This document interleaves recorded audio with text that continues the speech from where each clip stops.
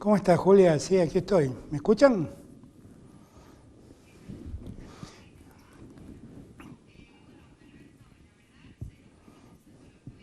Sí, claro.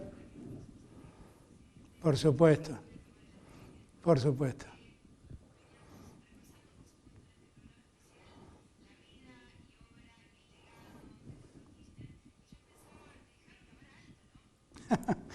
Sí, sí, sí, sí, porque...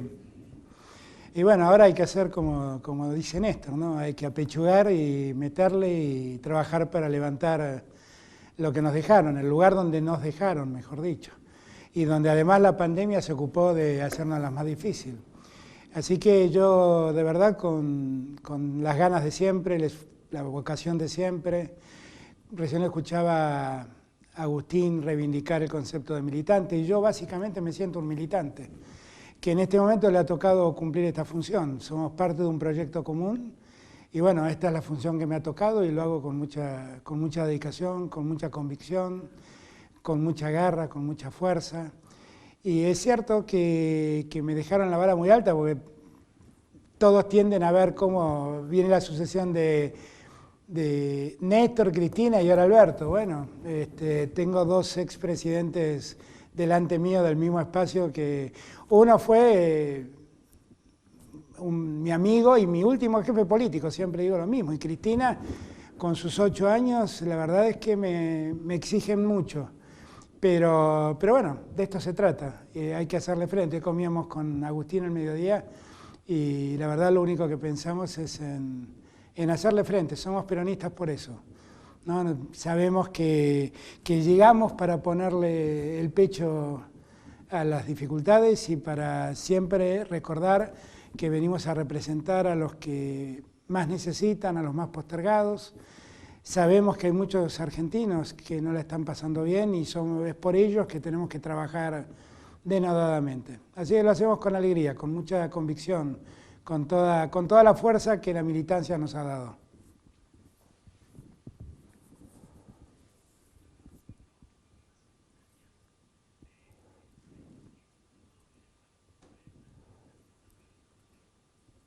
No, las charlas con Néstor.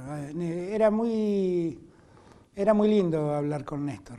Era muy lindo porque era un tipo con una inteligencia práctica que era envidiable realmente, realmente. Él resolvía los grandes dilemas de la política con mucha facilidad.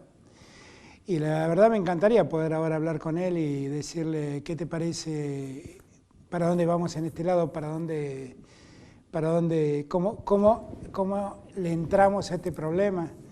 En verdad eso lo extraño muchísimo, lo extraño mucho. Era enriquecedor para mí. Yo igual me siento un privilegiado porque durante los años en que Néstor fui presidente, cada día de su presidencia estuve a su lado y mi despacho al lado de él era eran dos despachos permanentemente comunicados. Y la verdad es que aprendí mucho con él, de él. Y siempre, hoy lo dije en mi discurso, ¿no? Siempre que me enfrento a dilemas en los que te pone el poder, me pregunto qué haría Néstor.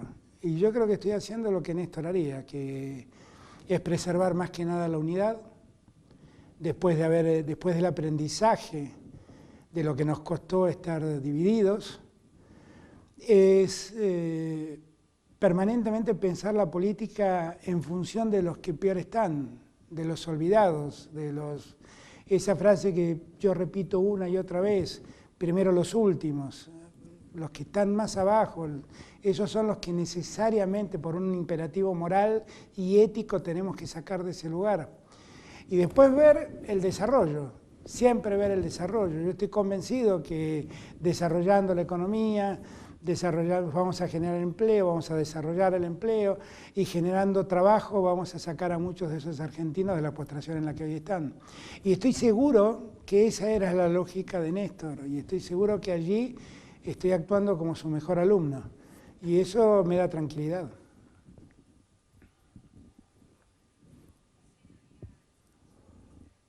Uh-huh.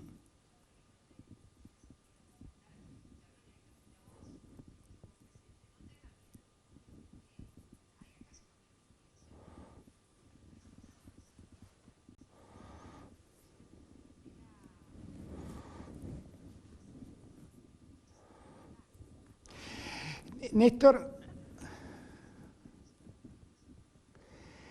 fue un personaje especial en eso.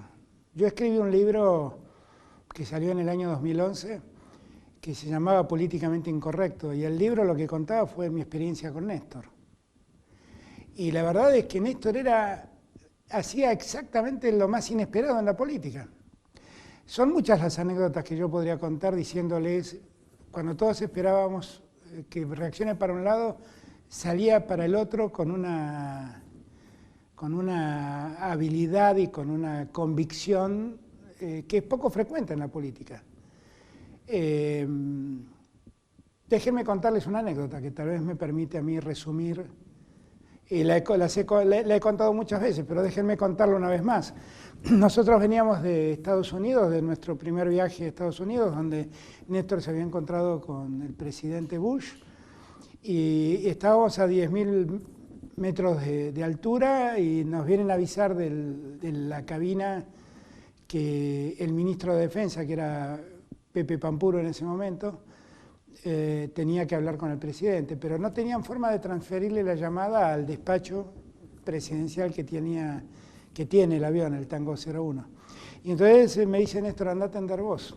Y fui a hablar con Pepe, y Pepe me contó que Baltasar Garzón había ordenado la detención de 46 altos oficiales de lo que se autodenominó Proceso de Reorganización Nacional. Y ahí estaban todos los nombres de la primera línea de la dictadura.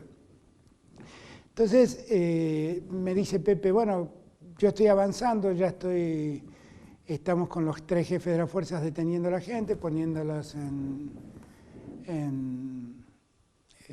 cárceles militares, pero ¿qué vamos a hacer? ¿Qué vamos a hacer con este pedido? Porque finalmente me hacen un pedido de extradición desde España. Entonces yo le dije, bueno, vos ahora ocupate de detenerlos durante el día de hoy y mañana cuando llegamos hablamos. Y entonces volví a verlo a Néstor, y entonces le conté lo que estaba pasando. Y Néstor me dice, bueno, pero ¿y en este contexto qué habría que hacer? Y le digo, mira, es un tema jurídicamente muy complejo. Ahí me salió todo mi profesor de Derecho Penal, porque entonces le empecé a explicar que la Argentina, por el Tratado de Montevideo, no extraditaba nacionales. Es decir, que era imposible extraditar a un argentino. Si ustedes recuerdan, a Astiz la justicia francesa lo había pedido y la justicia argentina no le había dado la extradición, y Astiz terminó condenado en ese momento, condenado a prisión perpetua en Francia, en un juicio que se hizo en ausencia. Y entonces le expliqué, mirá, además había un decreto de la Rúa que prohibía extraditar por juzgamientos de violaciones a los derechos humanos de los que habían sido entre el periodo 24 de marzo del 76 y el 10 de diciembre del 83, es decir, durante toda la dictadura. Y además teníamos un problema más, que si bien es cierto que el Tratado de Montevideo dice que no se puede extraditar a argentinos, obliga a juzgarlos en la Argentina, pero no podíamos juzgarlos porque estaban la ley de evidencia de vida y la ley de punto final. Entonces todo este planteo que les acabo de hacer a ustedes, se lo hice a Néstor. Entonces Néstor se quedó mirando y me dice, pero ¿y entonces qué? Y le digo, es un problema jurídico muy difícil. Bueno, me dice, anulemos la ley de evidencia de vida y punto final. Bueno, eso lo hacen los jueces. Y entonces tenemos que esperar que un juez lo resuelva, no, que lo haga el Congreso, me dijo. Mira, nunca el Congreso anuló una ley que dictó, le digo, nunca se ha visto eso.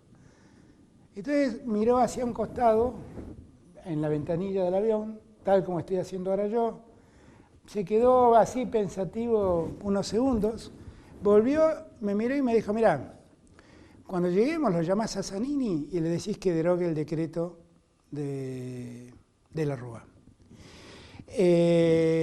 Los llamás a los 2 presidentes del bloque nuestro y decirles que agarren cualquier proyecto de esos que pidieron la nulidad de la ley de evidencia de vida y punto final, que lo traten y lo aprueben y que anulen esas 2 leyes. Y ahora vamos a juzgarlos en Argentina y no se los mandamos a España. Y entonces yo me quedé mirándolo, le dije, bueno, eso el Congreso nunca lo hizo, lo va a hacer por primera vez.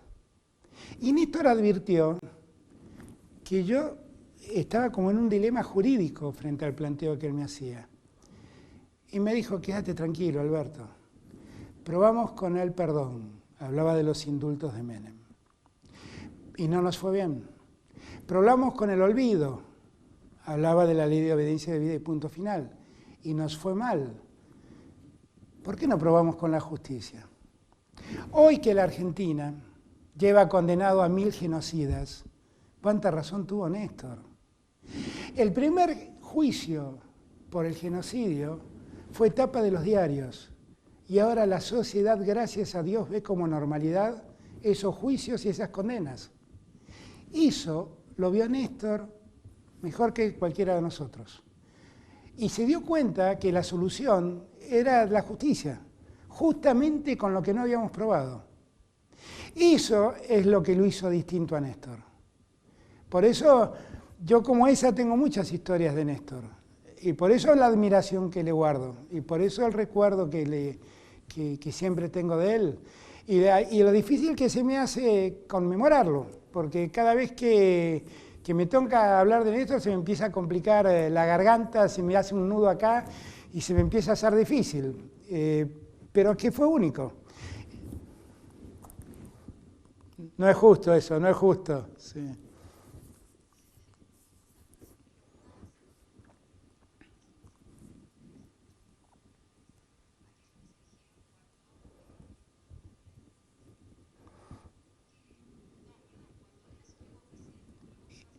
No, no, sí, está bien lo que dijiste. Sí.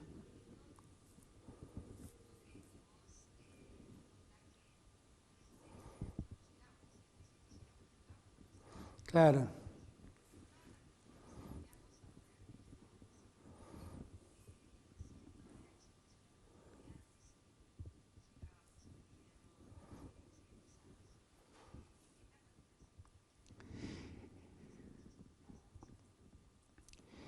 Mira, yo suelo decir que la mayor aspiración que puede tener alguien que hace política es empezar a ir el más cruel de los llanos y llegar al poder.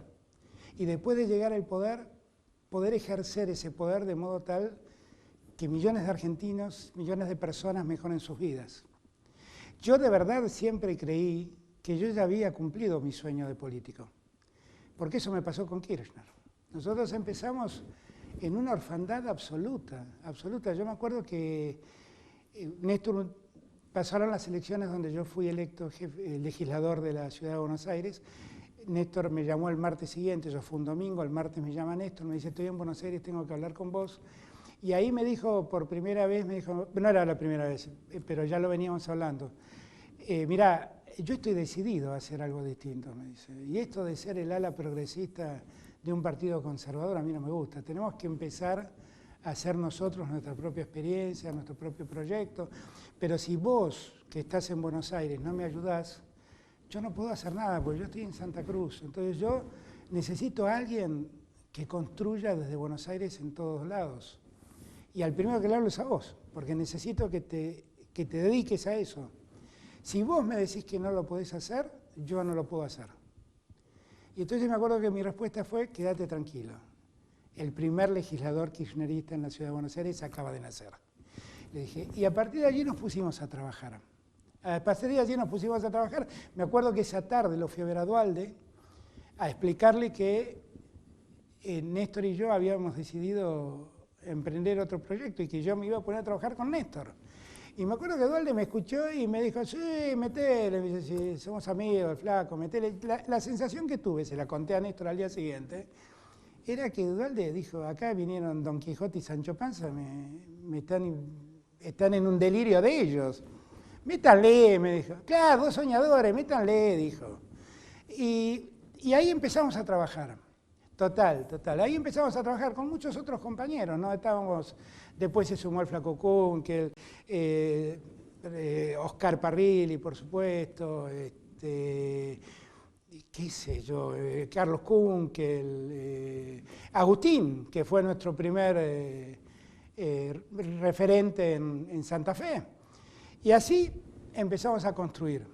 Entonces, ese día, cuando llegó el momento, el jefe de gabinete es el primero que jura, porque es el que tiene que firmar todos los decretos de los demás ministros. Entonces, al jefe de gabinete, en verdad, el que da fe de que asume como tal es el escribano de gobierno. Entonces, yo fui el primero. Yo soy el decreto 1 de Néstor, es Alberto Fernández, jefe de gabinete. Y entonces, bueno, se hace toda la ceremonia, nos abrazamos, y la verdad es que yo sentía que era la culminación de un trabajo enorme. Entonces lo abracé, y cuando lo abrazo le dije, ¿viste que llegamos, Néstor? ¿Viste que llegamos?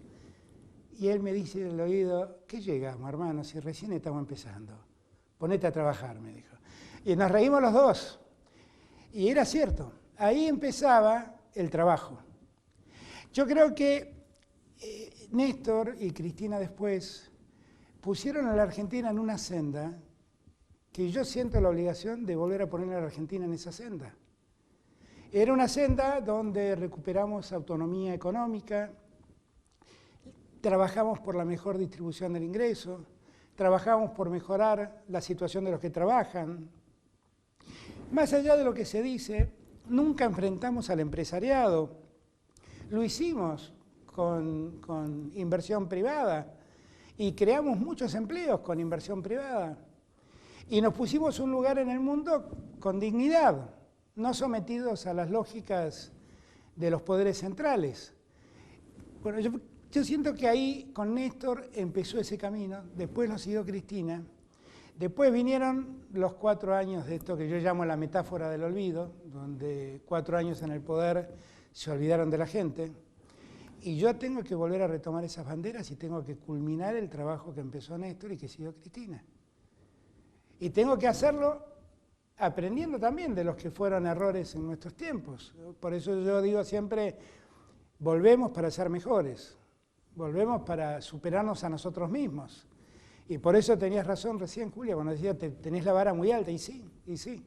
Todos la tenemos la vara muy alta, no yo solo, todos tenemos esa vara más alta.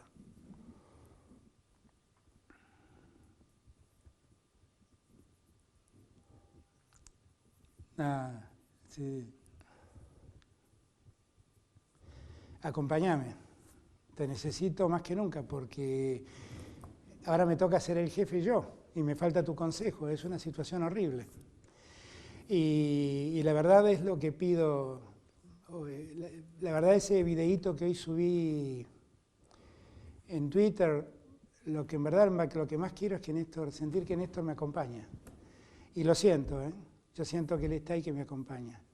Así que si me equivoco es porque ese día no lo consulté a Néstor. No, gracias a ustedes y un beso a todos los que están allí en el piso. Gracias de verdad.